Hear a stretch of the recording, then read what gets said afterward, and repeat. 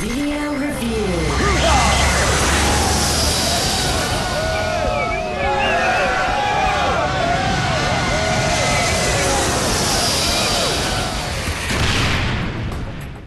Haze is a sci-fi first-person shooter with more ups and downs than a roller coaster. It's got some thrilling sequences, like an on-rails sequence where you take on a land-based aircraft carrier and a tense battle through a South American village.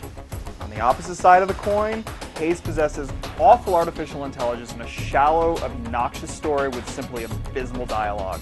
Why doesn't the general tell that skin coat guy to go suck some balls? This is a game of absolutes that will have you hating it one moment and loving it the next. My name is Shane Carpenter. I was born into a world of war. You play as Shane Carpenter, a soldier for Mantel Global Industries. Mantel is a giant corporation that lends soldiers for hire to entire countries. And to keep its mercenaries effective, it keeps them constantly hopped up on a performance-enhancing drug called Nectar. On the other side of the coin is the freedom-fighting force known as the Promised Hand, which is trying to expose the evils of the drug and bring down Mantel.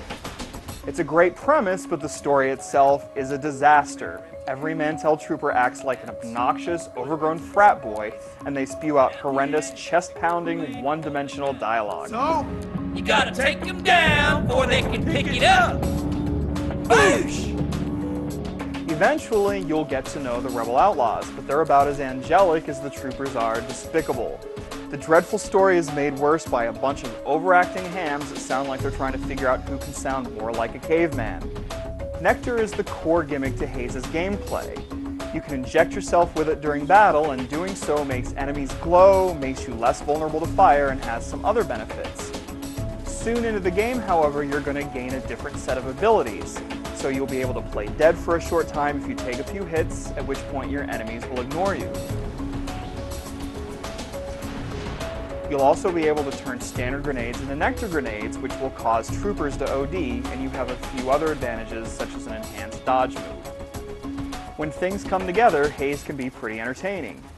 There isn't a large variety of weapons, but the guns are fun to shoot and have the right weight and feel to them. There are also a number of high-quality level designs, like one outside an observatory or another within a raided village. These set-piece battles can be pretty rousing, especially if you have a friend join you. Every mission is available in co-op play for up to 4 people. Sadly, these levels are populated with the dumbest opponents you'll face in a shooter all year. Opponents will run right past you, face the wall while you walk right up to them, refuse to take cover, and completely ignore grenades when one lands at their feet. You're usually accompanied by squad mates, and they're not any better. They'll run around aimlessly, and sometimes squad mates and enemies will circle around each other for 30 seconds in a joyous dance of stupidity. The competitive multiplayer is fine, but with only 3 modes and 6 maps, it's a little scant. The main gimmick here is how differently each side plays. Unfortunately, things get a little unbalanced in Deathmatch and Team Deathmatch, because playing dead is a powerful defensive move and tends to give rebels the upper hand. Assault mode is the best of the 3 modes, and the objective-based gameplay can create some tense moments. You can fill out unranked deathmatches with bots, which is nice, but they're governed by the same dreadful AI from the campaign, so you're better off pretending the option just doesn't exist. Throw in lackluster visuals and some mediocre vehicle sections, and you have a game that can be both really enjoyable and downright unpleasant, depending on what portion you're playing through.